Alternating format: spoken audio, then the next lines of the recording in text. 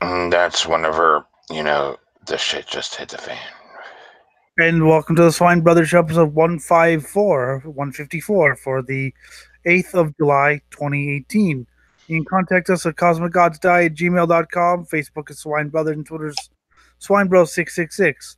I am your, uh, what did he call me? Nihilistic host with a god complex, Elliot Lindemood, and my co host is. I am the Jim, and I don't have a complex. I just literally am God. Oh, that was one of the best compliments I ever had. Nihilistic god complex. Oh, God, that sounds great.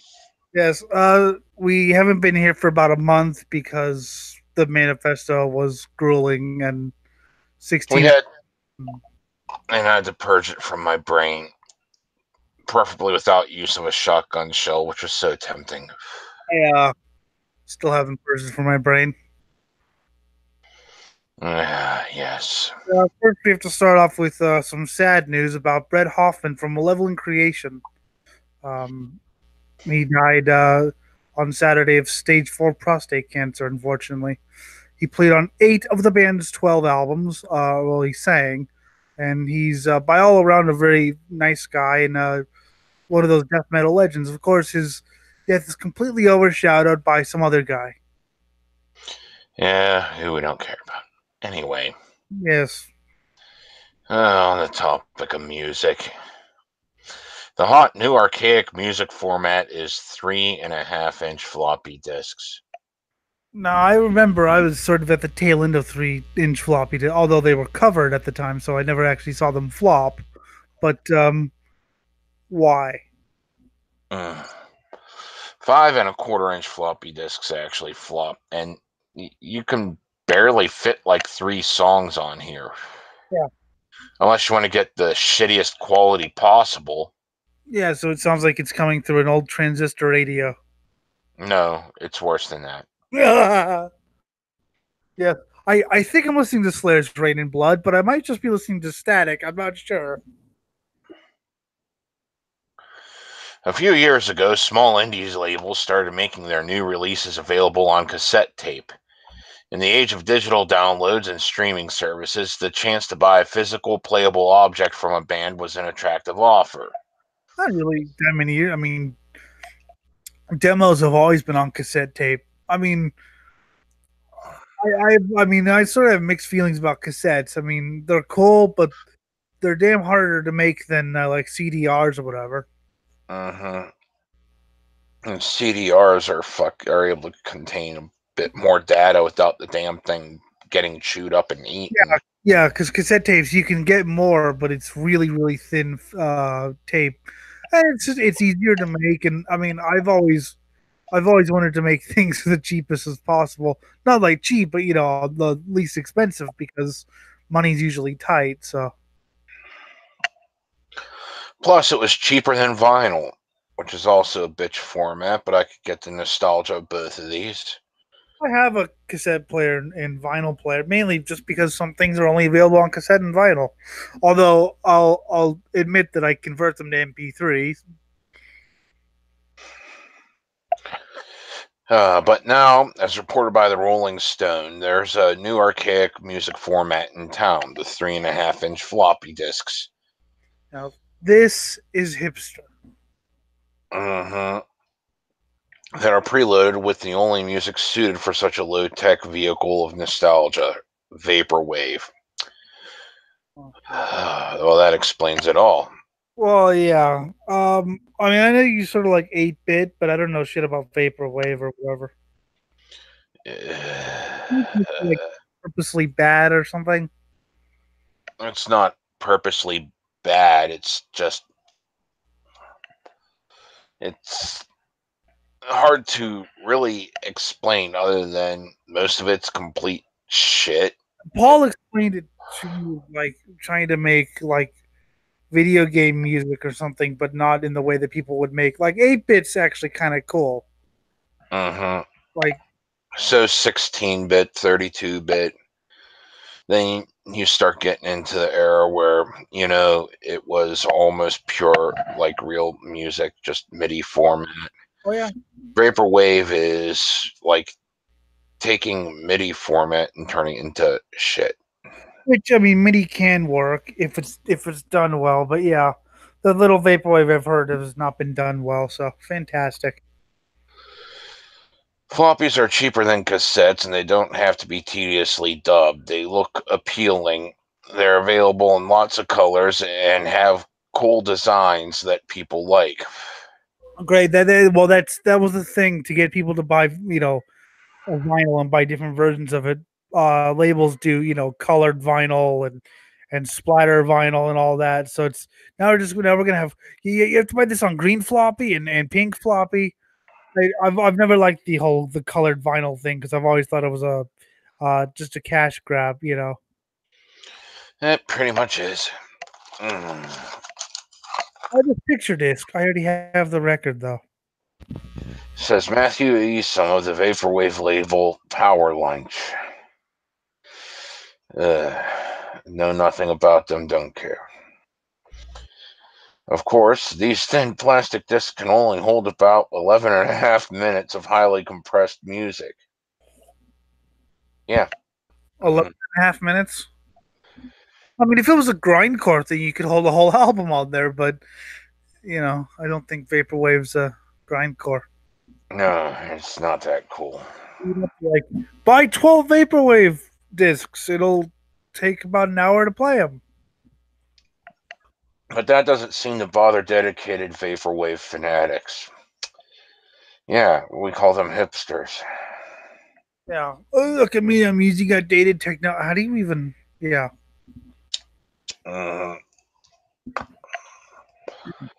I mean, someone like me would have a 3.25, a 3.5 and a 5.25 floppy drive, but that's because some of the games I play I can't find to download illegally. Yeah. And that's the only format I would be able to find them on eBay. Oh, exactly. And the funny thing is, these were never meant to store music. Like these were meant to store text documents and things. Mm-hmm.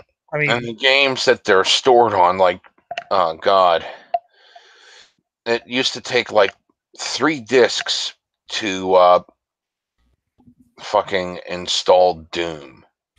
yeah. It's 5 discs if you got the Ultimate Edition.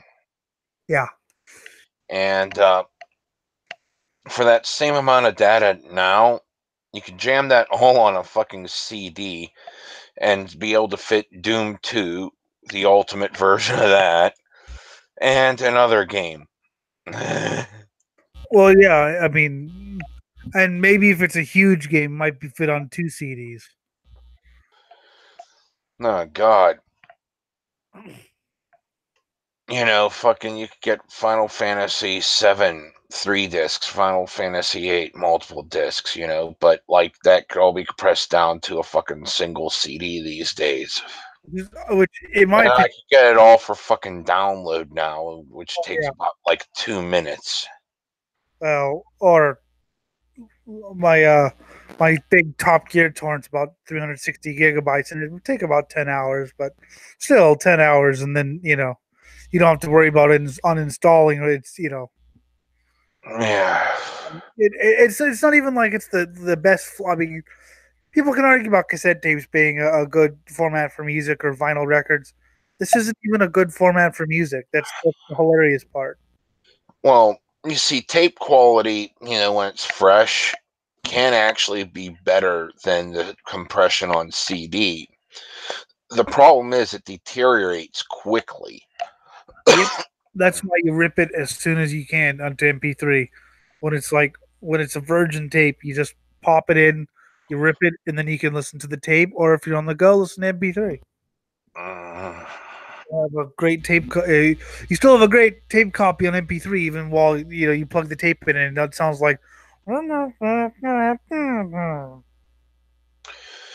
know what? I had one of those discs, and I had like fucking clips from music that I used as different things for my, I think it was Windows 3.1 back then.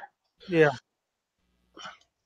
just different things like Critical Error. I had like the very final shit from Take No Prisoners. My It would just, so, whenever like my computer really fucked up, it would go shit, shit, and then everything would go like dead. That's when I knew I fucked up. I keep trying to change the sounds, but I'm not technically inclined. But my my tape copy of So Far So Good So What is pretty much all you can hear is now. The spacey sample heavy genre has always been associated with outdated physical media because they try to make it sound like it instead of, having to cope like we did back in the day. I mean, for me, it's sort of like I like tapes and stuff like that. But if I'm going to make an album or whatever, I want to make it on the easiest and cheapest thing possible, which is Uh-huh. so you put it. I mean, and the whole thing about physical. I mean, I think maybe if I could see, I would appreciate physical things a little bit more because I don't get the cover, I don't get the booklet. You know, it's all just Yeah. Meanwhile, I do like having physical copies. It looks really cool in a collection and all. But at the same time, I kind of moved away from cassette tapes because CDs take up less space. well, and vinyls take up so much space. It's funny because as like Anarcha's like, why didn't you like buy vinyl? I'm like, yeah, I carried like vinyl out to the car like 3 to 4 12 inches, and I don't know. I thought I need a fucking back operation. Mm-hmm. Those things are huge, and where are you gonna put them? And the move to floppy disk releases seems like a natural one. No doubt some of you are thinking, where do you even get floppy disks these days? I know where, Yes, and but what I'm a gamer. on a modern day computer? I guess you could buy a floppy drive extension. I guess it's not that. Yeah, you can, and it's a bit pricey Yeah, to get the fucking old tech to talk to the new tech. which and then you need to buy some USB extensions because. So yeah, Mhm. basically these are for people with. This is something gamers do that want to play those old archaic Well, games like yeah. you can't fucking get anywhere. But most of those old gamers then upload them online, basically saying, "I'm doing this so you don't have to. Uh-huh. I'm uploading them online so you don't have to suffer like I did." Yeah, and I still want to get some games that like I can't find anywhere. Yep. And that would be the only way to do it. And yeah, I would be uploading the whole damn thing. Yeah. Well, Saying, exactly. here, we got this now, and I'm gonna fucking throw this on this site that has a bunch of emulators on it and let it grow. Emulators, they're great. Uh-huh. No, producers have tried different avenues: eBay's classified ads, shady dudes in alleyways. Some have managed to get their hands on hundreds of usable diskettes. I'm surprised. I mean, I wouldn't be surprised now to hear that people are still making them. You find some interesting stuff on them. Sterling Campbell, founder of the Canadian floppy disk imprint Strudel says to Rolling Stone, pictures of I Dream of Jeannie and Gilligan's Island, people's families' photos and stuff, or copies of the Anarchist Cookbook and Where you do find some interesting things. I remember I got like my friend sold me a hard drive that came from I think his friend's computer, and he didn't even know it was on there, and it was actually full of like old punk 7 inches. And I was like, "Did you know?" And he's like, "No, I didn't." I was like, "Well, score for me." And exactly. but, and then occasionally you'll find pictures of the fifth person I murdered. Hmm. Well, Campbell admits that he thinks most people don't even play the discs and just want something cool to put on their shelf. It's the low price point that appeals to most producers. For under $20, a vaporwave fan can get a used floppy drive and a handful of 3-song discs from their favorite artists. Or you could just download them online for less than that. I mean, I get the physical thing, but If you're going this far, you might as well just give up and go online. Yeah, you might as well. And they're not even. It looks cool. That's what I wouldn't even put vaporwave on there. I would just put like if you actually plug it in. This record contains nothing. You're stupid. All right, let's see where we're going from here. So yes, welcome to Hipster Central. There we go. We have the best evidence yet that psychedelic drugs can repair broken neural networks. All right. I need to eat more LSD. Thank you. Yes, eat it. Don't let it just eat it. Just get big blocks of it. I think his brain's dead. He actually ate LSD. Yes.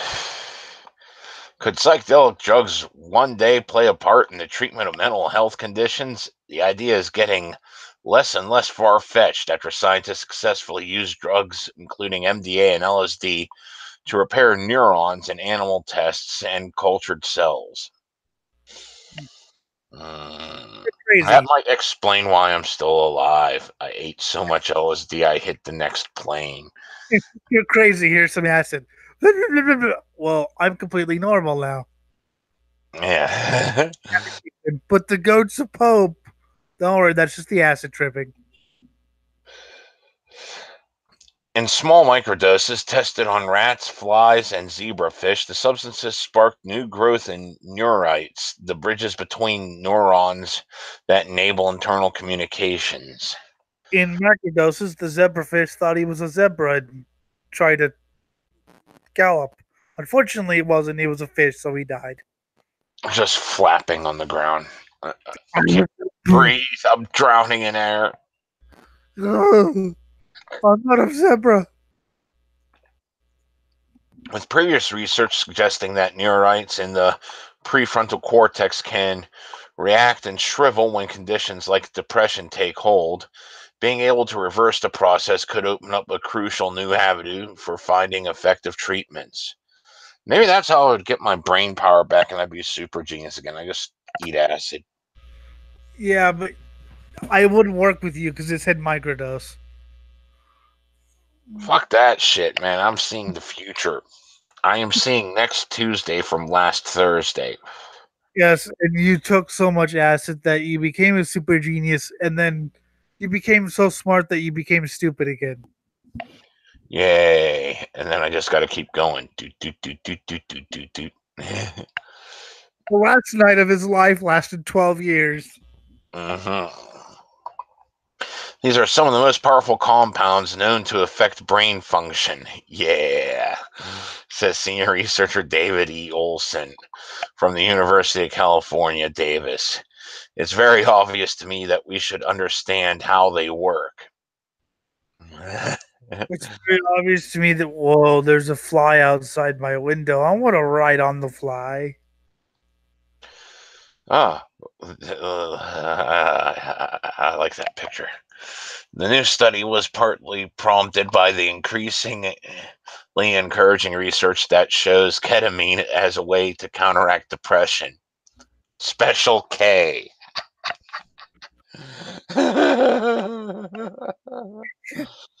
The K hole. Yes.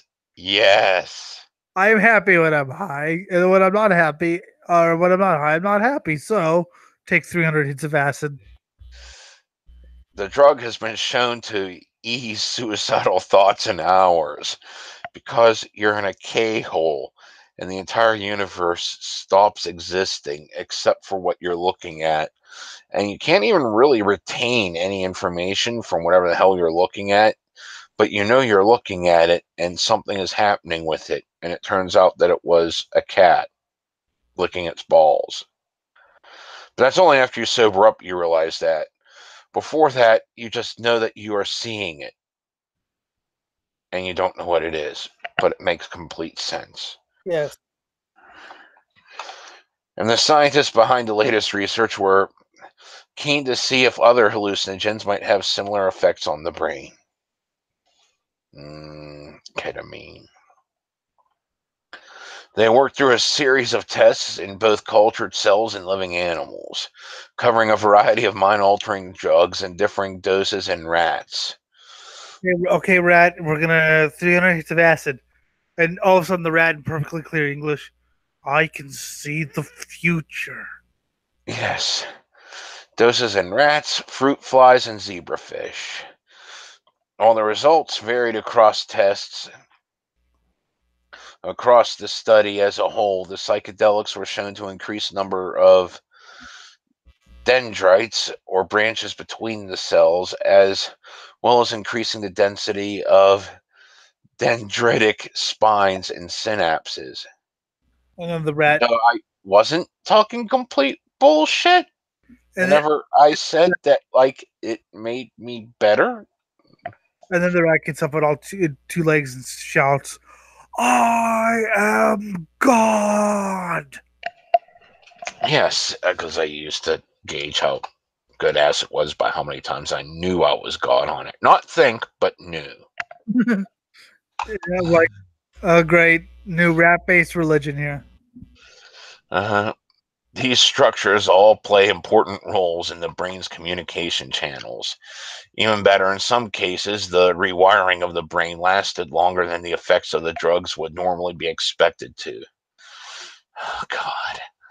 I'm just looking at the fucking pictures for the LSD dose compared to everything else, and that just looks like, I mean, DMT things got a little bit fatter, but like, not as cool as LSD. It looks like it's just shooting out in every direction in these paper thin kind of weaves, which looks like that's just going to be like a microprocessor. It lasts longer, he And said. it lit up brighter. Like, so the rat just perma-trips that he is God forever. Mm-hmm. Yeah. Oh, man. People have long assumed that psychedelics are capable of altering neuronal structure, but this is the first study that clearly and unambiguously supports that hypothesis. Yeah. But I didn't know I was talking about shit that was like real whenever I said shit like that. I was just trying to make a statement that I had the key to the universe, and for $5 you could too.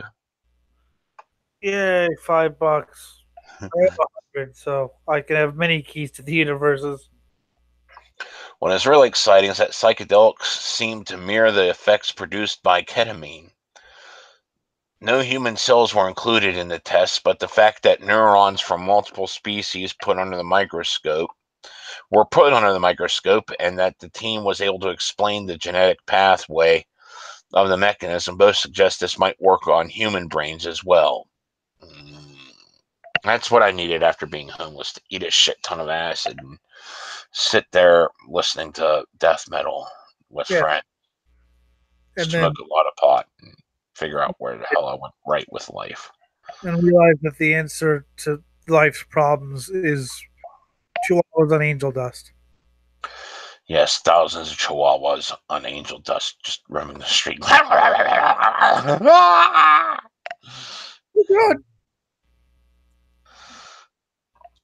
That's still some way off, but the researchers are planning to investigate whether these psychedelic drugs could be used to improve the plasticity of the brain, its ability to repair itself without the associated hallucinations or other side effects. Fuck you. Yeah, I want hallucinations. I don't have enough Dane Bramage already. Exactly. This is going to need a closer examination of how these substances affect the brain, and in particular, which biological pathways they switch on and which proteins they produce. Before we can create compounds suitable for treatment, the researchers say, we need to make sure they're not having adverse effects on neural networks as well as positive ones. Well, I don't care. Yeah, if I'm You not have me hallucinating, sold. then it's not fun. Eh. Although doing a show high on acid would be a shit idea because that was a great show, wasn't it? No, Jim, you laughed for 5 hours. Yes. That's an amazing conversation. Here, I'll show you. Welcome to the Shut up, Jim. Another unknown is how psychedelic drugs like these might work on older brains. Better work. Our work demonstrates that there are a number of distinct chemical scaffolds capable of promoting plasticity, like ketamine, says Olson, adding that this could help develop safe and effective alternatives. No, I want to hallucinate. You We had don't. me sold. We don't want. I want. If there's no risk involved, why bother? Yeah. This could either. You just need to be babysat for a while. This could either repair your neural passageways, or it could leave you a drooling maniac for the rest of your life. Yay. I'm going for the maniac. All right, the maniac. Maniac. Ecstasy tablets shaped like Donald Trump's head seized in north central Indiana. I'd rather have the Hitler acid personally. I never really liked the ecstasy, but what would you see if you Trump's head? Oh God!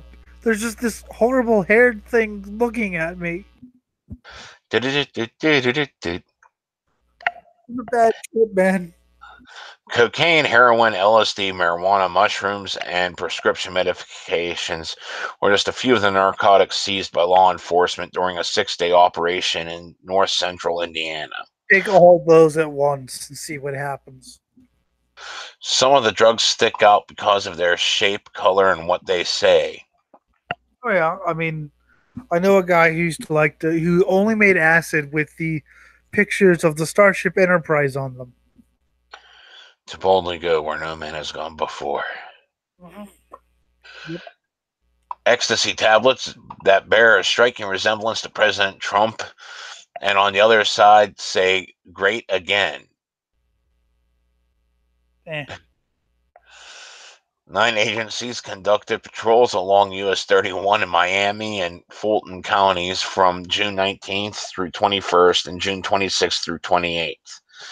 Indiana State Police say the goal was to enforce traffic laws and catch people who use Indiana roadways to transport and distribute illegal drugs. Enforce traffic laws. I'm so high I can't obey traffic laws. Operation Blue Anvil resulted in 129 criminal arrests and 272 different drug-related charges. Oh, God, you suck. By the way, this isn't the first time that Trump-shaped ecstasy pills have been discovered. Back in August 2017, German police seized 5,000 pills shaped like the president's head that said Trump on the back. Oh, I remember that. I also remember it's not drug related, but my friend found on eBay a Osama bin Laden candy dispenser. Awesome. Yeah, so he had that going for him. Yes, ecstasy tablet shaped like I want things shaped like my head. Oh God, I'm having the worst trip that I'm just on a show talking. Naked man swings wooden stick at officers after burning himself while dancing around fire. Jim, what have you been up to since we were off air? I don't know.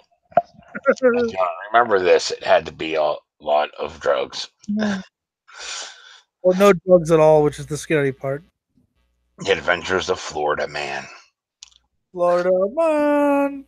Police arrested a new 27-year-old Cape Coral man Friday after they say he burned himself while dancing around a fire and threatened police officers. Ah, I'm gonna kill you. John Hennessy remains in custody on 2 counts of aggravated assault, criminal mischief, and 4 counts of aggravated assault on a law enforcement officer. According to Cape Coral Police, around 1:30 a.m. Friday, officers responded to the 1300 block of NE Pine Island Lane after reports of a disturbance. That's where police say Hennessy was found in a front yard, completely naked while dancing around the fire and chanting while holding a knife. Hey,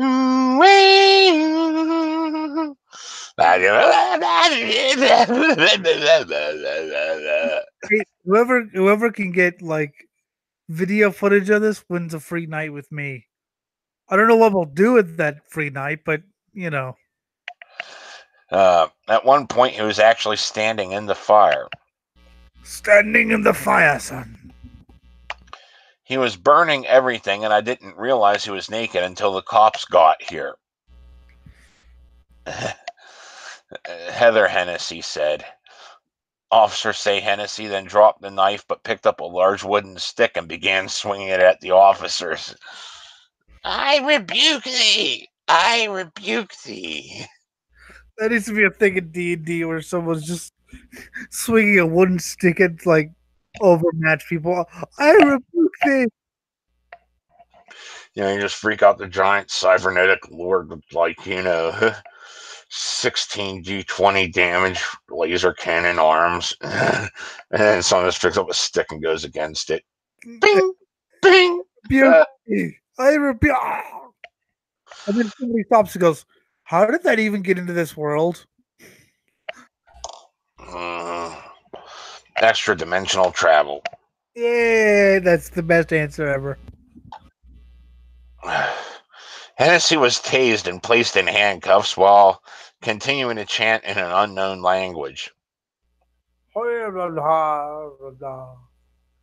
He was screaming nonsense he always screams. It was another language, and I don't know what he was saying, his sister said. It was later learned that Hennessy had possibly consumed psychedelic mushrooms. Ooh. That's some good drugs. And then he wakes up and goes, "I have no idea what I did last night." His mother and sister told Four in Your Corner Hennessy's behavior has been erratic since his return from rehab. Well, you know what they say? What's the best way to get drugs and basically advice for getting drugs? Go to rehab. You'll learn it all. Yep.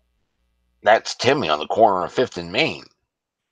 It's always on the corner of 5th and Main. And here's how you get pain medication delivered in the mail. I hope his case helps draw attention to helping those with mental illness. No, it won't. He was on drugs.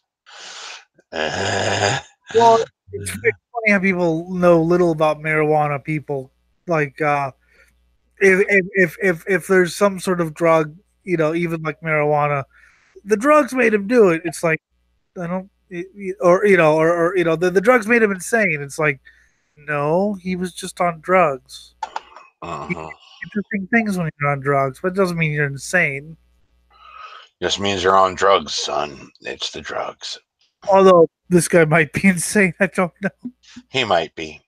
I love him and I wish he'd get help. He needs to realize he needs medication. He needs something. Well, he realized he needed medication. He ate psychedelic mushrooms. Yeah, it's just not your approved medication. Yes, and he was perfectly fine on that, just screaming in an unknown language. That might not have even been a language at all. Yes, it might just have been gibberish. U.S. woman, 92, kills son to avoid being sent into a care home. Well, now you'll be sent to another care home, one where you'll never be coming out again, I don't think, so. Well, at least, it's prison and not a care home. I'd rather go to prison than go to one of them nursing homes. Oh, there's lots of horror stories about nursing homes, but prison, I hear nothing but good things about.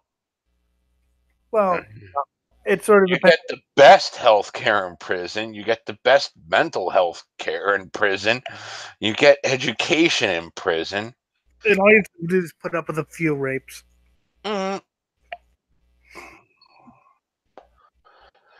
Yep.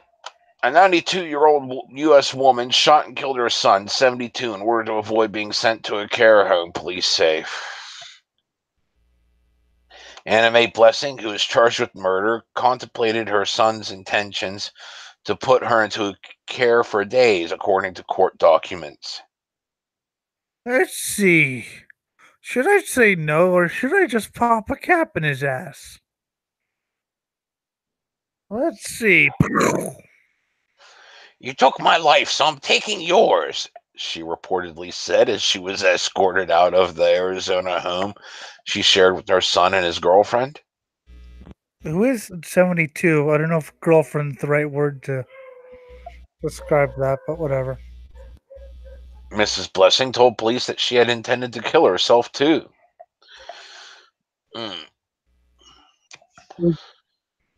incident happened in the morning of July 2nd in the town of Fountain Hills, Maricopa County. Police records obtained by local media say. Arizona, man. Arizona is a crazy desert state, so that's not surprising.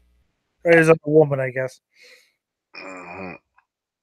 Mrs. Blessing's son, whose name has not yet been released, wanted her to leave for an assisted living facility because she had become difficult to live with. You're always shit in the bed. I ain't gonna change your fucking sheets no more. That's 72 saying, look, man, I can't do this shit anymore. Fucking shit. I've been doing this for like 40 years. Please. I don't even remember who I am anymore.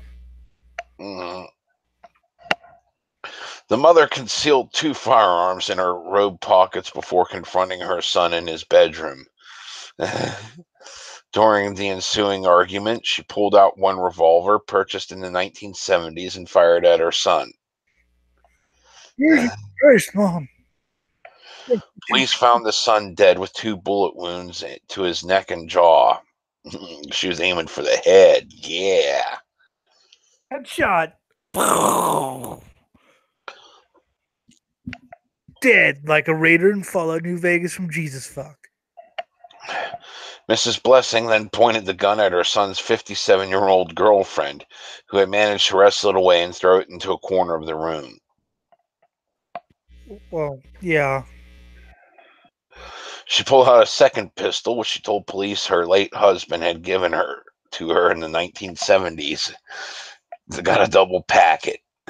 Double fist those things. Yeah. The girlfriend managed to knock this one out of Mrs. Blessing's hands too, before escaping and calling the sheriff's office. I think if I was her, actually, after knocking the second, I'd be like, you're 92, I'm 57. Did you really think you were going to beat me? Police found Mrs. Blessing in a reclining chair in her bedroom. She later told them that she deserved to be put to sleep for her actions. She is charged with first-degree murder, aggravated assault, and kidnapping, and her bail was set at $500,000. How is it kidnapping if, this was his home? Yeah, I don't know how that's kidnapping. Well, I don't know. That's weird. Whatever. Yeah. That is a face to go by. Should I be glad I can't see? I think you'd like it. What 92-year-old? Just think 92-year-old going, what the fuck did I just do? I'm gonna kill you, Sonny. Oh, yeah. Literally. Something we have to worry about on this show. You might have a uniquely compelling reason to find out whether your government has placed you on a kill list. I'm gonna say yes, just out of hand. I believe they have, yes. In which case, I'm prepared to sell you out. It's nothing personal. It's just possible. Judge Rosemary Collier of the U.S. District Court for District of Columbia Circuit concluded in a decision last week that being a journalist in Syria placed on a kill list by your own government might constitute a violation of your First, Fourth, and Fifth Amendment rights. Really? Really? Wow, it just might. It just might be possible that we're gonna kill you. Yeah. Yes, killing your own citizens without, the lawsuits started with Ahmed Mafak Zayden and Bilal Abdul Karim, two journalists from the Middle East who often report on terrorism-related stories. Zayden, who has worked for Al Jazeera for over 20 years, thinks the United States has labeled him as a terrorist, apparently because of his work. His work has him interacting with so many of them. He's interviewed Osama bin Laden, among others. Yeah, but see, if I was on a kill list, I think I'd just go completely underground. But hey, Mm-hmm. Karim, an American citizen and freelance reporter, has been at the site of 5 aerial bombings while working in Syria in one 3-month period. imagine the he has. Both believe that they might be on a secret U.S. government kill list and sued various government officials from President Trump on down the last year to find out if they are. Judge Collier, allowing the lawsuit to proceed at least in part, wrote that their complaint asserted being on such a kill list would be arbitrary, capricious, and an abuse of discretion. Blah. I'm going really dyslexic here. Yes. And violates the prohibition on conspiring to or assassinating any person abroad, and violated due process because plaintiffs were provided no notice and given no opportunity to challenge their inclusion. Well, yeah, because it's a secret kill list. That's how things work. Yes. Further, placing them on the kill list violated the First Amendment because it has the effect of restricting and inhibiting their exercise of free speech and their ability to function as journalists entitled to freedom of press. You can't speak when you're dead.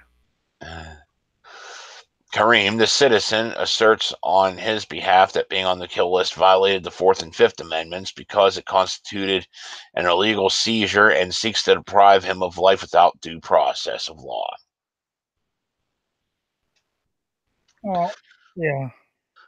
The government claimed Zayden and Karim have no standing to sue and that this whole kill list thing is a political question outside the jurisdiction of the federal courts.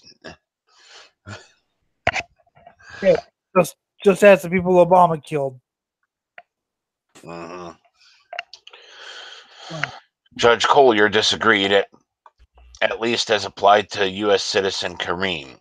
Collier did agree that when it comes to foreigner Zayden, who is unable to prove he was indeed on any kill list, the court finds no allegations in the complaint that raised the possibility above mere speculation.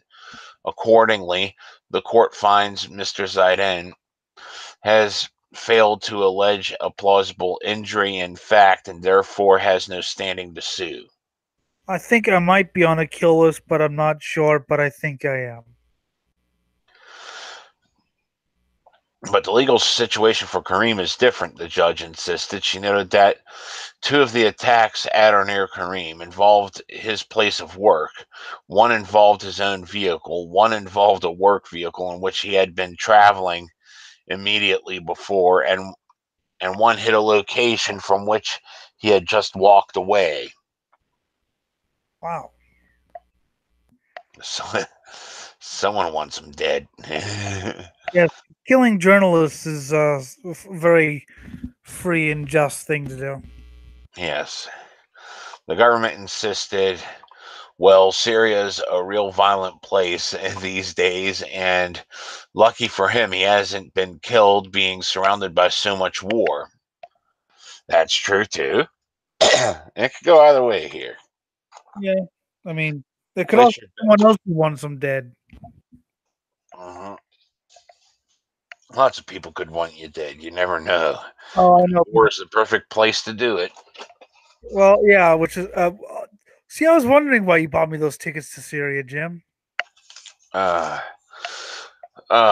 Kareem's problems, the government claimed, are not attributable to anything more than a journalist reporting from a dangerous and active battlefield.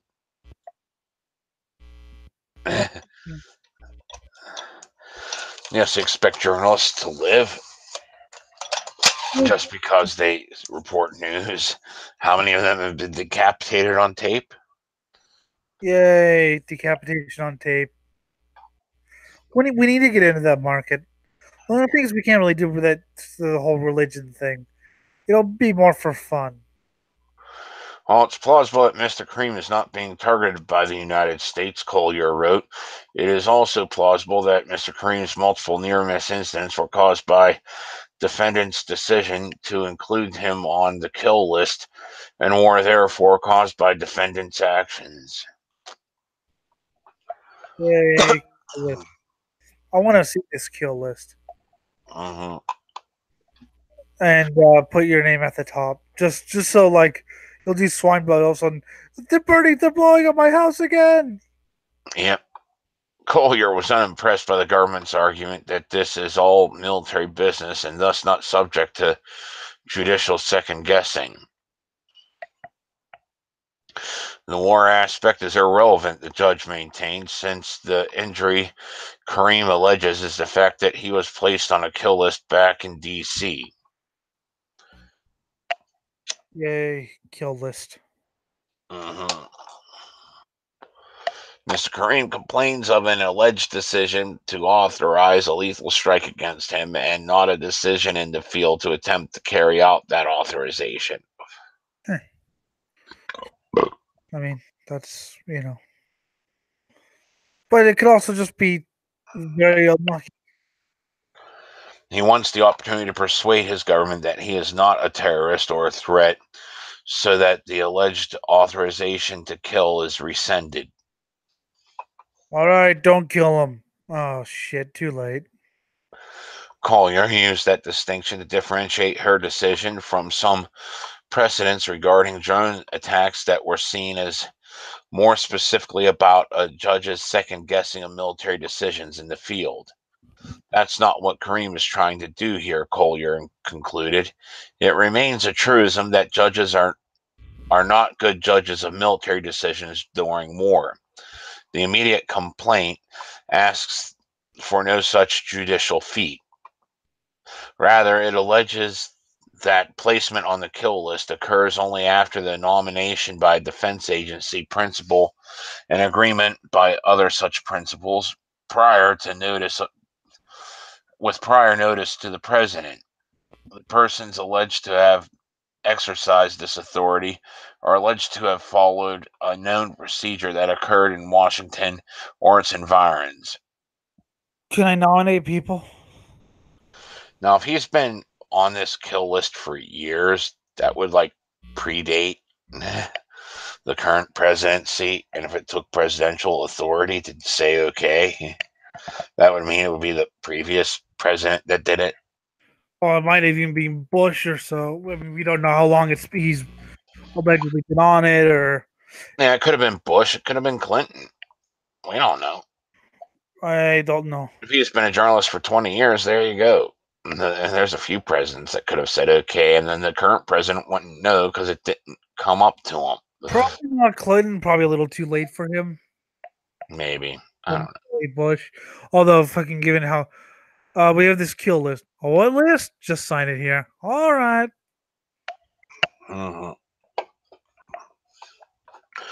Collier did agree with the government that certain counts in the original suit should be dismissed, including whether defendants compiled with the presidential policy guidance for putting people on a kill list, which is a political question the court must refrain from addressing. since the guidance itself is so vague that it provides no test or standard that must be satisfied before the government may add an individual. I still want to be the guy that makes up the kill list. But these aren't even like military people. I just want them dead. You put God on the list. How do we do that? You'll do it. You even put me on the. You want to kill me? Kill yourself. All right, sir. Mm-hmm. Similarly, the process of determining whether defendants exceeded their authority or violated any of the statutes referenced in the complaint would require the court to make a finding on the propriety of the alleged action. But that, Collier wrote, is prohibited by the political question doctrine. In other words, the court can't consider whether a government act was a good idea, merely whether it violated a specific law or constitutional provision. See, I think that the court should. I think this was a bad idea. I think you really screwed up here, people. Yeah, you really screwed up your people. Now I will shit on everything that has ever existed. Oh God. Well, that's gonna take a lot of like Mexican or Indian food. Yes. Luckily for Kareem and for the larger issue of justice and executive power, the judge reasoned that the whole kill list process might have denied Mr. Kareem his rights to due process and the opportunity to be heard and deprived him of his First, Fourth, and Fifth Amendment rights. Well, yeah, that's sort of what a kill list does. Yeah. And that's why it's typically only used for, like, foreigners that don't have rights here. Yes. As Collier concluded in letting those aspects of Kareem's case move forward, Mr. Kareem alleges that the defendants targeted him for lethal force by putting his name on the kill list, which he denounces from 5 near misses by drones or other military strikes. As a U.S. citizen, he seeks to clarify his status and profession to defendants and thereby assert his right to due process and a prior opportunity to be heard. His interest in avoiding the erroneous deprivation of his life is uniquely compelling. I will now deprive you of life. Erroneously. Erroneously. Press this button. No, don't press that button. That's an error. And then it jolts him. It's a poison needle with 1,000 megavolts. Yeah. Well, yeah, so it poisons you and electrocutes you at the same time. Yeah. What do you die from first? You'll find out. As Kareem does not seek a ruling that a strike by the U.S. military was mistaken or improper, he seeks his birthright instead, a timely assertion of his due process rights under the Constitution to be heard before he might be included on the kill list, and his First Amendment rights to free speech before he might be targeted for lethal action due to his profession.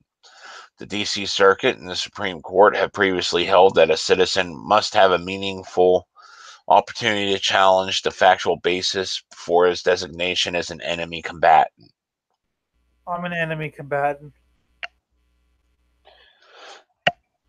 This does not mean Kareem has won his case, merely that the government has failed to have it thrown out of court. Collier acknowledged that it is not yet a settled fact whether Kareem even is on a kill list. But while the court finds that Mr. Kareem's allegations may be wrong as a matter of fact, complaint presents them in a plausible manner. Yeah, it's plausible. Opposing drone strikes on U.S. citizens was the central point behind Senator Rand Paul's Kentucky reputation-making 2013 filibuster, and for good reason. There is nothing more tyrannical than the power to specifically target someone for murder, absent any judicial proceedings, which alas, is standard operating procedure for the U.S. government, thanks to our endless and impossible forever war on terror. See, like I agree with that, but my question to Mr. Rand was, what if it was a Republican you put it in office, or whatever he is, libertarian or whatever? What if it was someone of your party who put it in, because a lot of these Republicans were condemning things that Obama did, even though they actually would have done that. It's just we have to play the partisan politics game. Yes. It's hilarious. It's like, so you're not really condemning it because you don't like it. You're condemning it because the other side did it before we could. Mm-hmm. Vampire is caught after he is seen drinking the blood of a woman whose throat he slit in Zimbabwe. Jim. So, what were you doing during the month off again? A lot of drugs, apparently. Apparently, I didn't even know I did because I somehow still have a life. yeah, you went to Florida, you burned yourself and did all that. Then you went to Zimbabwe and became a vampire. Yeah.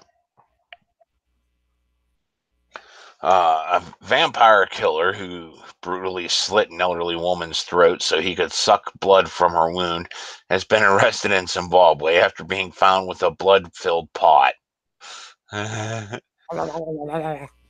Christopher Sibanda, 34, struck his victim, Subsusufui Segaki, several times with a log before allegedly cutting her throat with a sharp implement. Oh, yes. I'm going to suck your blood, but first I'm going to kill you. I'm not going to do it the way actual vampires do, which is just like, while they're there. Like, He was caught red-handed in Sekewu village when a passerby saw him sucking blood from the victim's neck. blood. Assistant Inspector for Matabeleland North, Egolan Nikala, said, I can confirm a suspect who allegedly committed murder at around 2 p.m. on Wednesday along the main road from Cana Mission Hospital in the village. Villagers who had embarked on a manhunt apprehended him and surrendered him to police, and he is in custody. Do I have some blood, please? Edward Marigeni, a local counselor, said that although the arrested was known to sometimes seems to lose his mind, he had not received any treatment for mental health issues in Zimbabwe. Well, I know they got cities and shit there, but they're making it sound like this was a remote enough area where, like, you actually had to have the local populace cart them off to the closest police office 3 cities away. well, you'll have that in some small American towns still to this day, but like LA doesn't have, even though they have sort of a small town police mentality, it's still. But if you go to like way up north or whatever, oh yeah, you'll still have like local manhunts and posses and shit. Awesome. It's glorious. Marigeni said that he allegedly attacked the elderly woman while she was walking home from hospital, where she had collected medication. He added he struck her several times with a log before allegedly cutting her throat. Villagers who discovered him at the crime scene alleged that he was sucking the victim's blood after finding him sticking his mouth on the wound.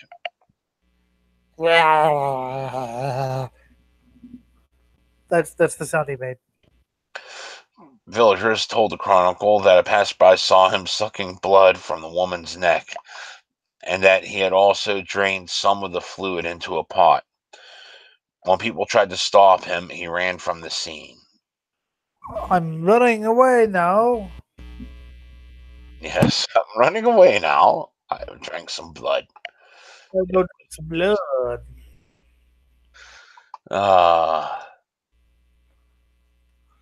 We don't get crimes like that over here. 2 truck crashes leaves Arkansas highway drowning in Fireball whiskey. Woo! Sad day. Just looking at that sad massacre on the street. Poor trucks. Poor whiskey. A fiery crash involving 2 18-wheelers forced Arkansas transportation officials to shut down I-40 this morning and left the interstate covered in bottles of Fireball cinnamon-flavored whiskey. So sad. Wow, that truck looks like it just imploded while it was on fire. Just melted in on itself. The cab's just like blob. We get free whiskey. The crash happened before 11 a.m. in the westbound lanes of I-40 in Pulaski County, according to KATV. The 2 trucks collided on the interstate, causing one of the trucks to catch fire. Images shared by the Arkansas Department of Transportation show that the highway is littered with bottles of Fireball that spilled during the crash. It isn't clear at this time whether anyone was hurt. I-40 westbound is closed for the crash and it is expected to remain shut for hours as alcoholics pick the remains. I got a good haul today. I got 3 bottles and I licked some off the road. Had a few human organs in it, but just adds to the flavor. Yeah. The Arkansas Department of Transportation tweeted out, "Looks like we'll be working this for a while." The cause of the crash remains under investigation. I drank too much of my own product, and yeah, I just had a hole going into the back where I could just reach in and grab another bottle and start downing it. Like, if it wasn't for the fact I have a fucking liver that lasts forever. And because I'm a trucker, I also mix it with pep pills. So whiskey mixed with pep pills. I mean, I've seen what happens when caffeine's mixed with pep pills. Your heart just goes and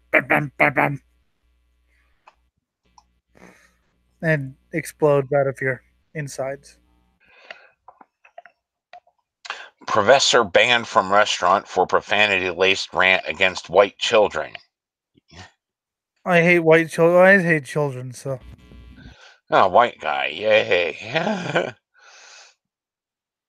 A white professor at Rutgers University is being investigated by the school for a Facebook post captured by the Daily Caller that railed against white children eating in a Harlem restaurant while he was there. Fuck white children. Really? Like, you're... What? You're bitching because...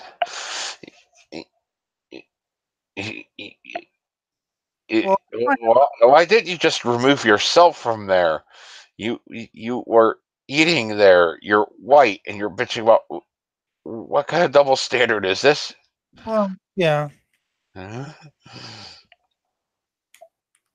Okay, officially, I now hate white people. History professor James Livingston wrote in the post removed by Facebook for violating community standards. I am a white people, for God's sake, but we can help them. But can we help them us out of my neighborhood? Okay.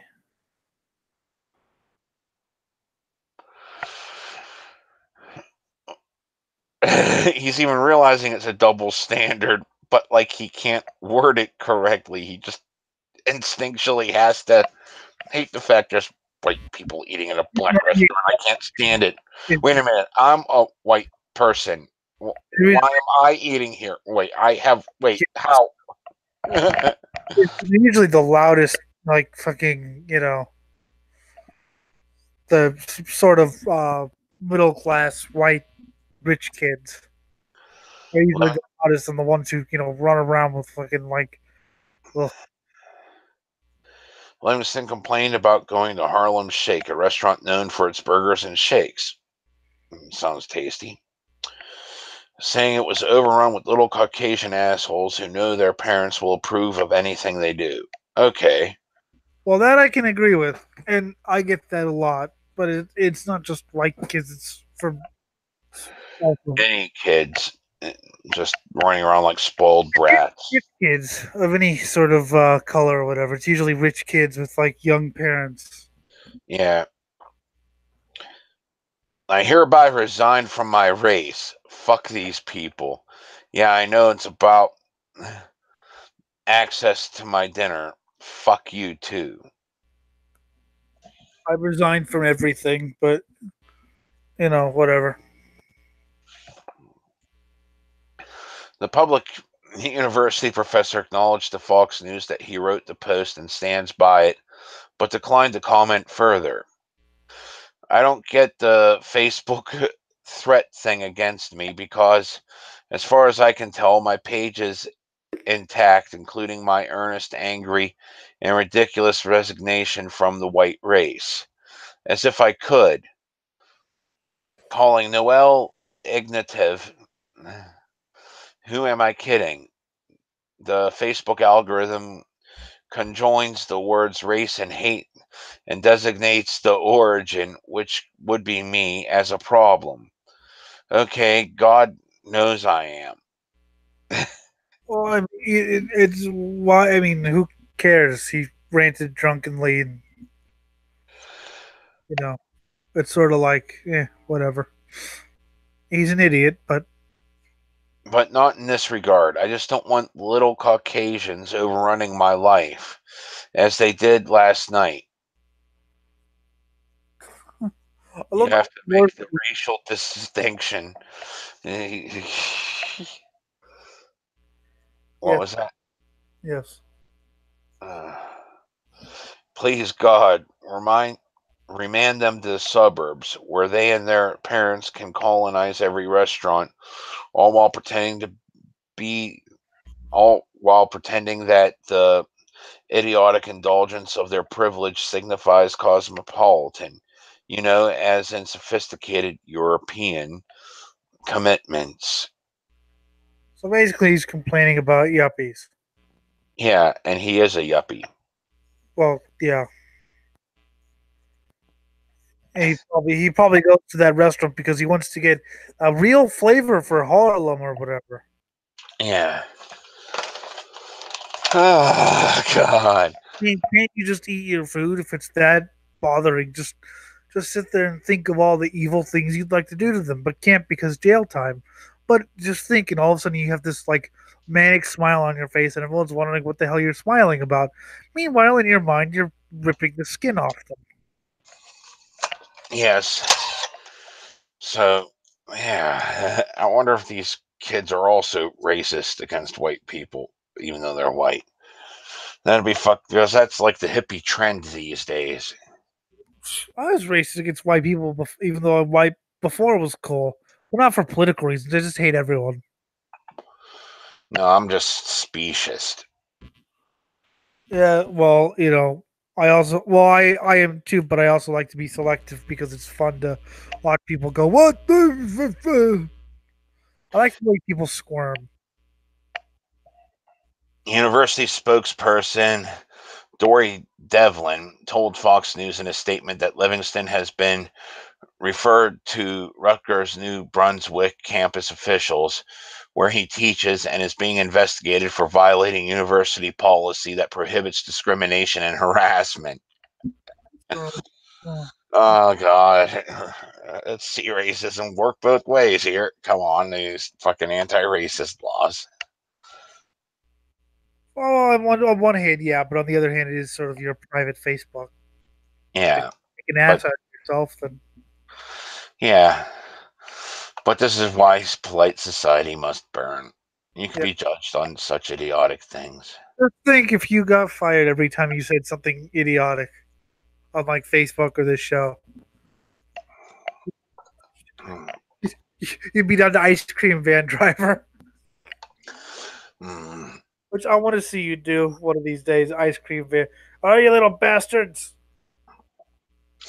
All right, you little bastards. I only shit in half of these flavors. Guess which ones? What? I don't like this ice cream van. There is no place for racial intolerance at Rutgers, Devlin wrote.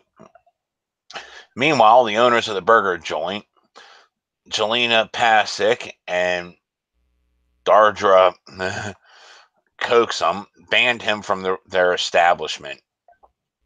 Jeez. If I got banned for every shitty thing I said about it at restaurant, I'd never be allowed in half the restaurants. Even the coolest cats in Harlem know that for the past 5 years and counting, Harlem Shake has been and continues to be an active member of the diverse and evolving Harlem community and beyond. We proudly have diverse ownership, staff, and most importantly, customers.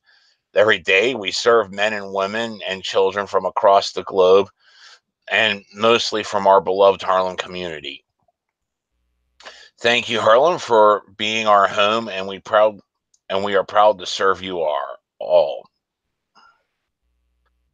See, in that case, I'd try to make an effort to get back in just to fuck with them. You banned me, but I got back in. I'm like weird. We ask that our name is removed from your rant because we do not want to have anything to do with you. The Harlem Shake partners wrote in a statement to the Blaze. And yeah, we ask that you get your burger somewhere else. We don't tolerate racism either. We thrive on equality and fairness and have full intentions to keep it that way.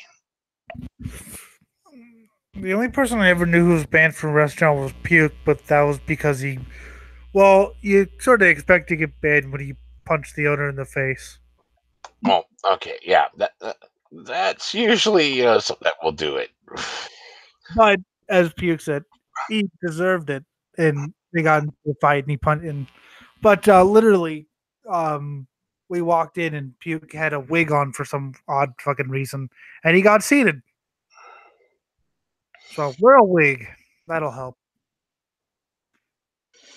Mm-hmm. That's my advice to you. If you get banned from somewhere, just change your appearance. It looks like IQ scores are declining and the environment is to blame, new study finds. What's the IQ? I thought it was the internet, but hey. Well, I thought it was because Jesus fuck started like impregnating a bunch of people and yeah.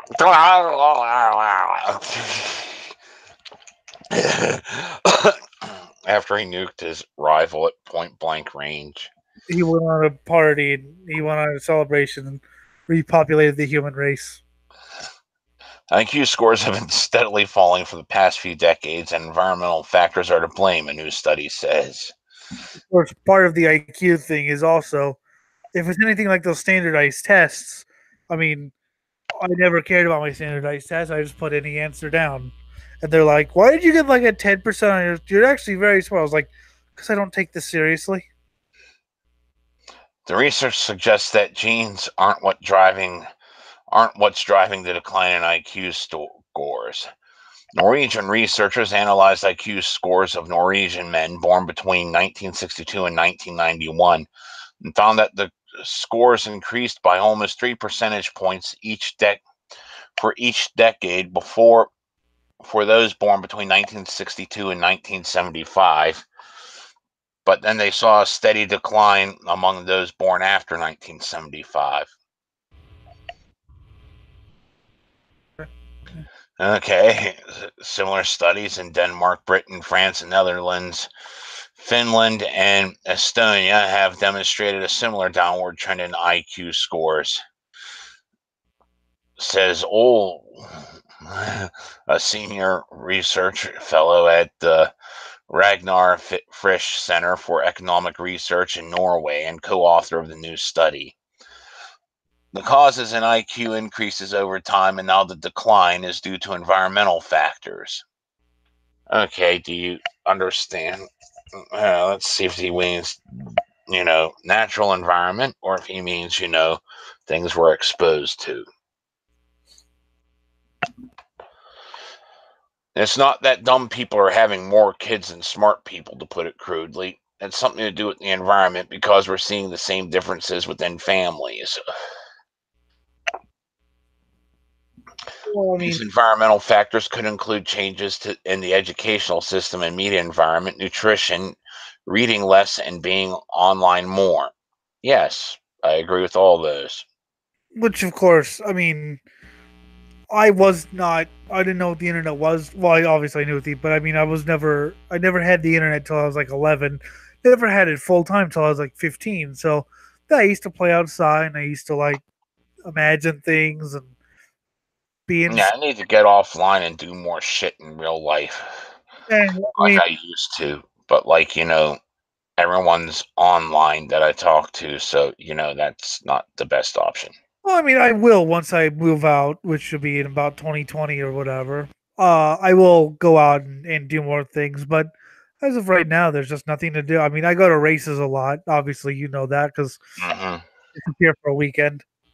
He's gone, disappeared. I But go to work, come home. I need to fucking go out and have a life elsewhere. yes, I need to go to more shows. But other than that, and I read online. I read a lot of things online. I read a lot online too, but that's online. I need to get offline and actually have other experiences because Slayer was fucking awesome. Yeah, I need to hide from the internet for a while. Too bad I do all my work on the internet. Hmm. Ah. The earlier rise in IQ scores follows the Flynn effect, a term for the long-term increase in intelligence levels that occurred during the 21st century, arguably the result of better access to education. Yay. Education? Mhm. Researchers have long preferred to use genes to explain variations in intelligence over environmental factors. However, the new study turns this thinking on its head. Intelligence is heritable, and for a long time, researchers assumed that people with high IQ scores would have kids who also scored above average. Moreover, it was thought that people with lower scores would have more kids than people with high IQ scores, which would contribute to a decline in IQ scores over time and a dumbing down of the general population. Which isn't true. I know several people with dumb parents and they're smart. I know several smart parents with idiotic kids. But the whole entire thing is, there was this experiment done with, like, I think it was guppies, and they had big brained ones and small brain ones in two separate tanks, and the big brain ones, and even though the small brain ones outbred the big brain ones, the big brain ones ended up having the bigger population over time because the smaller brain ones did stupid stuff to die real quick. I think we need that today. The small brain ones doing stupid things to die. We just got to remove all the fucking warning labels. That's what people keep saying. Yeah, exactly. Remove all the warning labels and everything will be fine. Hmm. And remove all these like people who say, "Oh, you need to like wash your hands." Remove all the public safety films and warning labels, and life will sort itself out. And make access to things like you know, well, I mean, because like cold medicine. Look, we need guns for the poor. That's a socialist program I can get behind. See, do you want guns for the poor? Well, they'll just shoot each other. Which, by the way, we have guns for the poor. It's called Compton. Or do you want removing all warning labels? And I think this is non-toxic. Dun dun dun dun dun dun dun. You just drank Drano. I think that'll be more fun than just shooting each other. Yeah. The study looked at IQ scores of brothers who were born in different years. Researchers found that instead of being similar, as suggested by a genetic explanation, IQ scores often differed significantly between the siblings. The main exciting finding isn't that there was a decline in IQ. The interesting thing about this paper is that they were able to show a difference in IQ scores within the same families. Yeah, for example, I'm my sister. Oh, See, you had Elliot Roger, and then you had his sister, who obviously did better. yes. Yeah. Yes, obviously. I mean, I don't know how smart or dumb she is, but She didn't turn out like Elliot Rogers, so Yeah. you have to be better than that. The study not only showed IQ variance between children of the same parents, but because the authors had the IQ scores of various parents, it demonstrated that parents with higher IQs tended to have more kids, ruling out the dysgenic fertility theory as a driver of falling IQ scores and highlighting the role of environmental factors instead. And of course, IQs could also be misleading as well. I mean, they said you had like a 3,000 IQ, and look at you.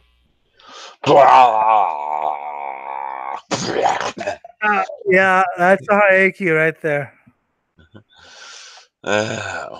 What specific environmental factors cause changes in intelligence remains relatively unexplored. You mentioned them all. Well, not all of them, but a decent chunk. There's a lot of things intersecting here that making people stupid. We really have to change the school district back to the way it was instead of like making everyone pass, you know? One of the things I think we should do is limit iPads to like 14 and up. No. There are 7-year-olds who have iPads. And I'm like, what the hell are you doing with an iPad? You're supposed to be out there like scraping your knee and thinking the swing set's a monster or something. I just do something fun. You're 7. If you spend your time wasting on an iPad, you just Access to education is currently the most conclusive factor explaining disparities in intelligence. In a separate study that has not been released, he and his colleagues looked at existing research in an effort to demonstrate that staying in school longer directly equates to higher IQ scores. that's not true, and I could demonstrate. How many people, Jim, do you know who went to college or who graduated high school and went to college and don't understand what abstract thinking? Or how about they don't know how to read a radial clock? They don't understand a term like quarter till 3. Yeah, so I understand quarter Oh till. my God, fractions! But you went to school for science, like you're a chemist. You should understand fractions.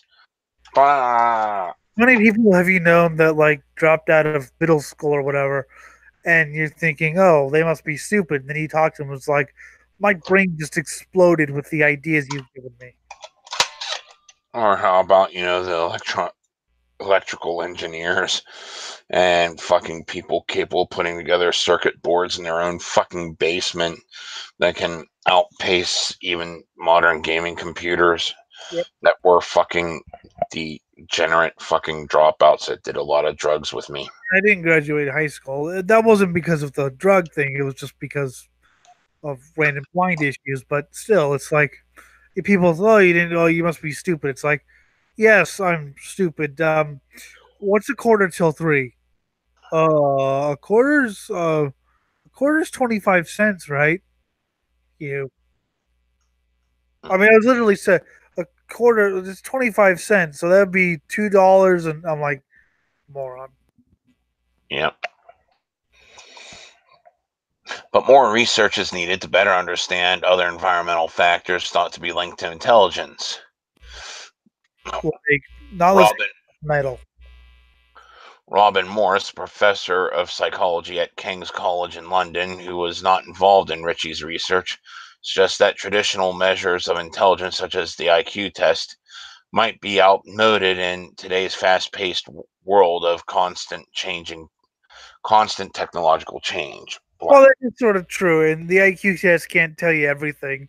I mean, I know people who I know a guy who I think like a 130 when he was like 5 years old or whatever, and so the school was really proud of how smart he was, right? But it was a fluke. I mean, he was a bright kid, but he wasn't that smart. So, but he was always pushed up to, you know, AP this and AP that, and he's like, no, look, let me do normal classes, but they wouldn't let him do normal classes. So he was a failure and dropped out of high school because basically it was like, I'm doing college level at 14 because they won't listen to me. See, I wanted to keep going along the college level track, but because I came from the fucking loony bin, Keep in mind the Looney Bin Impartial program are the ones giving me all the fucking college prep classes. But because I came from there and went into normal school, they said, "Up, you're retarded. Learning disabled English for you." Which might actually help you now since you're clearly dyslexic. Uh-huh. You Maybe I just need to eat more acid and I'll stop being dyslexic. Who knows? need to go back to school. Yes, or eat more acid. How many Q's are in the number 3? In my view, we need to recognize that as time changes and people are exposed to different intellectual experiences, such as changes in the use of technology, for example, social media, the way intelligence is expressed also changes. I'm inclined to believe that the way intelligence is expressed deteriorates, but hey, I'm a heartless cynic. Educational methods need to adapt to such changes. Really? Do you want to know what changes the fucking social media does? Okay, here's an essay that a kid wrote. LOL, like I be reading that shit! Exclamation mark emoticon. That book was about that thing. Emoticon. Scientists link selfies to narcissism, addiction, and mental illness. Yeah, this is the geniuses of the digital age that she was celebrating. But the best part is like whenever I put like well you took a selfie, it's like yes I took a selfie. The blind kid took a selfie, Yeah, and it's also funny. I hate using the word, but it's also funny when someone said it's a selfie of a rock. A rock can't take a picture of itself. yes. Well, I mean, if it could, that'd be I am the great and powerful rock. Boom. The growing trend of taking smartphone selfies is linked to mental health conditions that focus on a person's obsession with looks. Yep. Yep. According to what? I'm hugely obsessed with my looks. Just look at all the photos I have on Facebook. All 2, 3 of them, I think. Yeah, I got a shit ton more, but then I can see, You're not just mentally ill, so and half of them aren't even of me. shut up. Some of them are even of people that are of objects and not even people, Well, yeah, and others are of animals, and yeah. a dog. Good eating. According to psychiatrist Dr. David Veal, Ew. veal's tasty. Two out of 2 out of 3 of all patients who come to see me with body dysmorphic disorder since the rise of camera phones have a compulsion to repeatedly take and post selfies on social media sites. This is the genius of the digital age. Yes, whereas I'm the proper genius of the digital age, as in I don't take selfies. As in, I think I took about like 20 over the many years, and that was just only because no one else was there, and I just felt like doing it. Well, a few times someone asked me what the hell I looked like, and I didn't have a quick access to a picture of me, so I just took a picture of myself, and it was me at work, Well, that's why I take a fed picture. and trained. That's why I take a picture some of the time because people are like, "What do you look like now?" I'm like, "Okay, I got to take a picture of myself, I guess." hmm Cognitive behavioral therapy is used to help a patient to recognize the reasons for his or her compulsive behavior and then learn how to moderate it. Mhm. I have a compulsive behavior to slaughter people. How do I moderate it? Jail time. A British male teenager tried to commit suicide after he failed to take the perfect selfie. These are the geniuses of the digital age. Do that again, please. Just say that again. A complete genius of the digital age tried to commit suicide after he failed to take the perfect selfie. Yeah. We're measuring intelligence incorrectly. This is the genius. Everyone else is dumb. Well, maybe they have a point. Maybe the kid just realizes his life was horrible and that he's so obsessed with selfies that life, just he should kill himself. So in that respect, he is a genius. Danny Bowman became so obsessed with capturing the perfect shot that he spent 10 hours a day taking up to 200 selfies.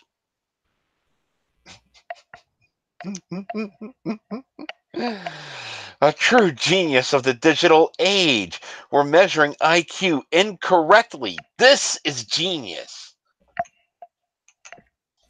See, I think the way to measure IQ correctly is what do you think of metal? It's pointless noise. You're dumb. Yeah, the end. You couldn't make out any of the intricacy in the work go away. And this is Pantera. Which is funny because I posted Pantera. Granted, it was the Great Southern Trendkill, which you could argue is their most extreme album. But to me, it's pretty light fare. And like I could hear the grooves, and I was like, so listen to this. And she's like, I don't get it. I was like, huh? The 19-year-old lost nearly 30 pounds, dropped out of school, and did not leave the house for 6 months in his quest to get the right picture. Genius of the digital age. We're measuring IQ wrong. This is our standard now. He would take 10 pictures immediately after waking up. Frustrated at his attempts to take the one image he wanted, Bowman eventually tried to take his own life by overdosing, but was saved by his mom. Well, hear me out here, okay? Because this is just a theory. What if he actually scored high on an old IQ test? So, what if he actually scored? Yes, you're quite intelligent. Then he does something like this. So, I agree. It's. I mean, people like this can actually score high on an old-fashioned IQ test. So Yes. maybe we're looking at it from the wrong way. This is how we spot the idiots. But she wants us to fucking, Oh no, I'm just, I gotta be contrarian to that fucking bitch who doesn't know shit. I She just like, wants to be the most self-important, most of self-importance. oh yeah, I just like to take things and sort of run them in like around in my head in sort of a maybe a way people didn't mean for them to be, but still. 'Cause, God, that's awesome. Just, I can't take the best selfie. I was constantly in search of taking the perfect selfie, and when I realized I couldn't, I wanted to die. I lost my friends, my education, my health, and almost lost my life. For a selfie. Hmm. True genius has never been found in a better place. The teenager is believed to be the UK's first selfie addict and has had therapy to treat his technology addiction as well as OCD and body dysmorphic disorder. I mean, Part of his I have OCD in the way that like if I'm watching a show with specials or whatever, I have to organize the show so that the specials come when they're meant to. It's like you can't like just watch the show and then the special. No, you should see me organizing my library. It's an hour-long process. part of his treatment included taking away his iPhone for intervals of 10 minutes, which increased to 30 minutes and then an hour. I found my phone the other day after 18 months of not knowing where it was. It was excruciating to begin with, but I knew I had to do it if I wanted to go on living.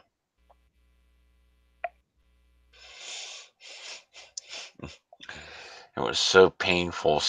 Sometimes I forget my phone at home, and it sucks because half the time I do forget it at home. It's whenever we had to like discuss when we were doing Swine Brothers, or I had to plan something, and the Yeah. only way to get hold of people was online. And then as soon as I like go off and go, oh, he's not online. Okay, I'm gonna go do something. Then you message and you get pissed off because I wasn't there. It's like fuck you. You weren't there when you were supposed to be. Yeah. We start screaming at each other, and then I send like, letter bombs to your address, even though I don't know what it is. So Exactly. people. Public health officials in the UK announced that addiction to social media, such as Facebook and Twitter, is an illness, and more than 100 patients sought treatment every year. That is sad. because how long have I really not been online over the past 3 weeks? Well, yeah, I've been watching Top Gear because I'm reviewing all the seasons and shit. And I was like, wow, you haven't messaged in a while. Well, Josephine's not been online recently because, she likes to take time off or whatever. It's, just take time from the internet or whatever. And I mean, granted, I'm still in front of the computer. I'm just playing a game. oh, yeah. Which, And she's like, with well, this outdated computer, it takes a half hour to load each mission. exactly. And she's like, well, if you were there, we'd like go off on trips, but you're not there. I was like, yeah. I mean, Selfies frequently trigger perceptions of self indulgence or attention seeking social dependence that raises the damned if you do and damned if you don't specter of either narcissism or very low self esteem. oh, the only time I go online now is like, occasionally I'll find links to post, and things like that. But most of the time, I'm reviewing Top Gear episodes, which is nerdy in its own right, but whatever. Mm-hmm. It's fun kind of nerd. Or playing a text adventure, which is also fun, which is equivalent of a game. I wish they'd get the old Looney running back the way it used to. I'd take you there. And then you'd have fun killing Kermit the Frog and Darth Vader. Ooh. And beating Bart Simpson with his own skateboard. Yes! I've always wanted to do that. And the big problem with the rise of digital narcissism is that it puts enormous pressure on people to achieve unfeasible goals without making them hungrier. Yeah, you have to look a certain way. You always have to look a certain way. It's like, I look a certain way. Disgusting. Wanting to be Beyonce, Jay-Z, or a model is hard enough already, but when you are not prepared to work hard to achieve it, you are better off just lowering your aspirations. Or some people don't have the body type for being a model. Some people have a body type where if they see food, they gain weight. I got the body and face type of a serial killer, so I could do that real well in film. Or I could be like the dirty old pervert, doing shady shit. Or I could be the complete moron that just gets hit by a car after doing something completely idiotic. I mean, these are all roles I've done, Because if it's to be a serial killer, you actually have to lift some things like the body and things like that. Not if I just want to be artistic and leave it where I kill it. Oh, well, yeah, okay. And, deck the halls with intestines. Oh, that's my favorite Christmas song, Deck the Halls with Intestines. Mm-hmm. Few things are more self-destructive than a combination of high entitlement and lazy work ethic. That's like 90% of the people I bump into online. Well, the funny thing is, off topic, people say like, "Oh, you're so lazy," and then they see how much work I put into like stupid things like reviewing Top Gear episodes, and they're like, "Wait, you actually are not lazy, but you're just lazy about everything that's important." I'm like, "Bitch, this is important." Yep, that is important. It's just as important as fighting off the alien menace. Yeah. Using my tactical squad, which I just upgraded to 6 members. Yeah.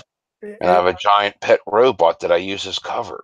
Exactly. That it's just as important as that. And this pet robot enjoys executing the hostages that, like, I'm supposed to be taking before I can take them. Yeah, pet robot, bad boy. Bad robot. Sorry, dude. I was just wanted to have fun. Ultimately, online manifestations of narcissism may be little more than a self-presentational strategy to compensate for a very low and fragile self-esteem. Well, that's the thing. I have no self-esteem, and that basically means I can present myself as who I am. I have no self-esteem, and I can present myself as God. Yes, unfortunately, I'd say you're not God. You are slime.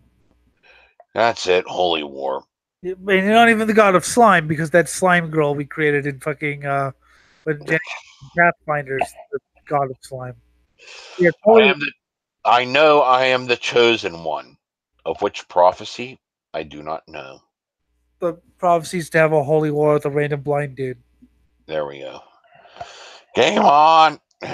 Millions will die. Yeah. When these efforts are reinforced and rewarded by others, they perpetuate the distortion of reality and consolidate narcissistic delusions. Well, yeah. That's 90% of the internet. I knew plenty of people in high school like that. We'll like every post someone makes. Yes. Like Tristan, who fucking um he woke up and heard some bad news, but I didn't know this, so he assumes that I knew that he had woke up to heard some bad news, and he wrote "fuck you, Facebook." Now, the first thing I think when someone says "fuck you, Facebook" is, where are you gonna stick it? Because how are you going to fuck Facebook? So I wrote, "I don't think you can fuck Facebook," and rather than either ignoring it if he didn't feel like in the mood for a joke, or like he's, dude, fuck off, man. I was like, okay, fine. So yes, he's pretty damn narcissistic. Uh huh.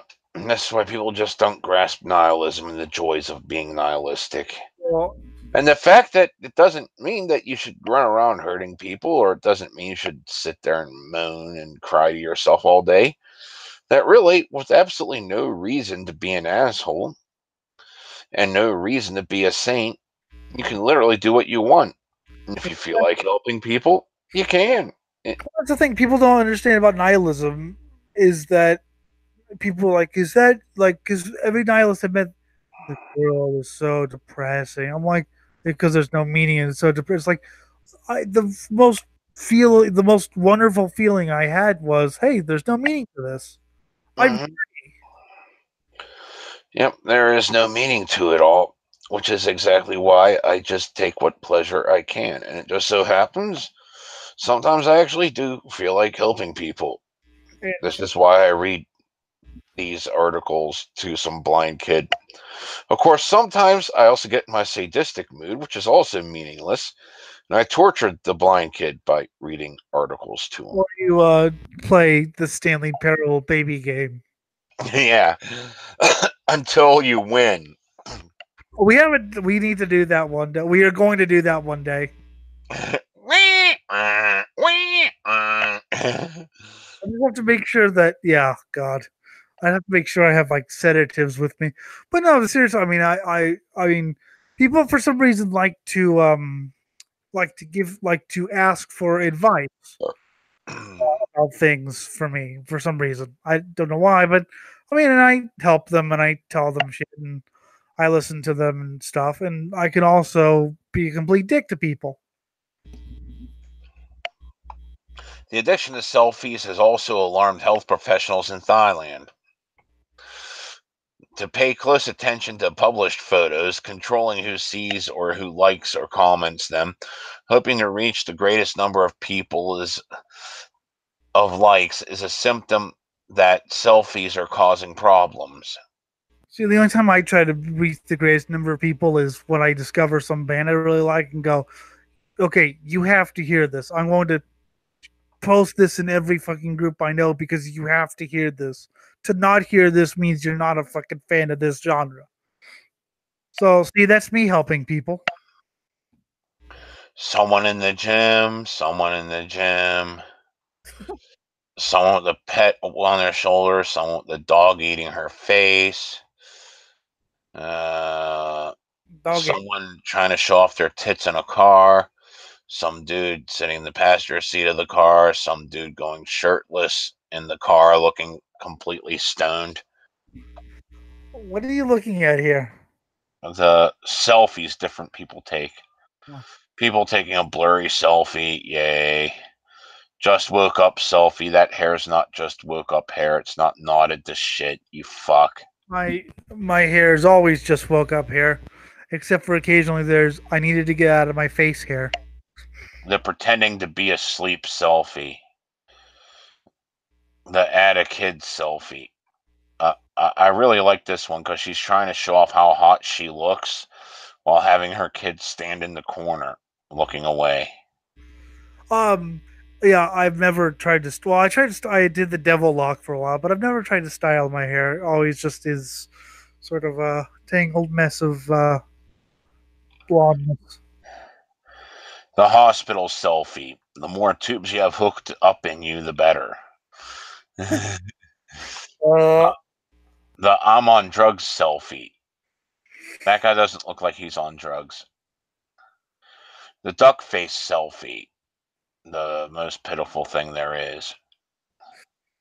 The pregnant belly selfie. The I'm a gigantic horse selfie. it's a picture of Jim Thompson. Yes, it was a picture of me. I'm a gigantic horse selfie. Holy shit, that's uncanny. The I fly on an airplane selfie. Really? The 3D selfie, where it's just her taking a picture of her face, standing in front of a mirror so you could also see her ass. I fly in an airplane selfie, really? The say something that has nothing to do with anything selfie. I like fish. It looks like she took a picture in the bathroom. The I live in filth selfie. This makes more sense. Picture of Jim Thompson. The I am filth personified selfie. Dear empaths, 4 types of narcissists you may be attracting. 7 things you need to know about narcissists from a psychologist's perspective. How to know when you are talking to a psychopath. You're talking to the gym. You're talking to the Elliot. This is the biggest difference between a fake empath and a real one. Ooh, Murder Avenue. The biggest difference between a fake empath and a real one is a fake empath will constantly say that you don't have empathy and talk about empathy. The real one will silently empathize, or if you're really hurting and it's not self-pity, will actually help you. That's what I'm going to call it for today. That's the biggest difference between that. All right. We hope you enjoyed this shorter. Well, of course it's short. It's not 8 hours edition. This has been the Swine Brothers Show, episode 154 for the 8th of July, I think, 2018. I suddenly forgot the date. You can get in contact with us. Questions, comments, news story suggestions, and or death threats to cosmicgodsdie@gmail.com. Follow us on Twitter if you want. I don't know why, but Swine Bros 666, and Facebook is of course Swine Brothers. He's God of the Ants, the Jim. I am a nihilist with delusions of godhood, Elliot Lindemood. We'll see you when we see you. Texas Red, 315 pounds from Texas versus the pterodactyl from Dad's garage. Got a vote for the pterodactyl.